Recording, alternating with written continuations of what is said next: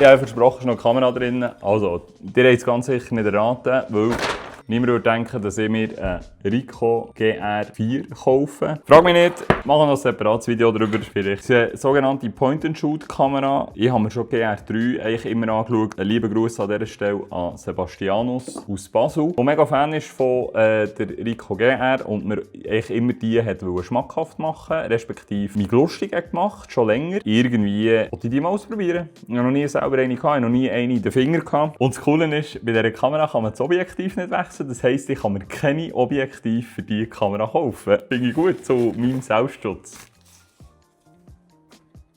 Das ist alles. So eine kleine, immer dabei, Point-and-Shoot. Ich glaube, man kann nicht mal das Display vornehmen. Nein, kann man nicht. Das Display ist fix drauf. Sehr wenig Bedienelemente. Wirklich.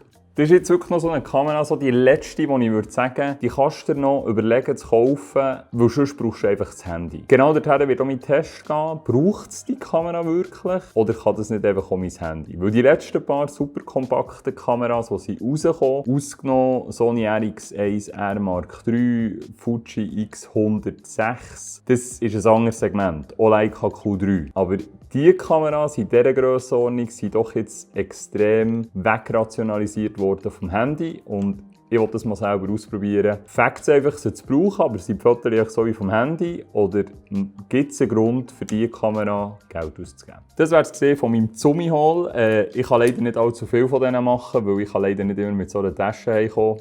Wenn ihr mich unterstützen wollt, dass ich öfter mit so einer Tasche komme, dann abonniert ihr meinen Kanal. Abonnieren, mir ein Like geben und dann seid ihr am besten im nächsten Video wieder dabei. Bis dann.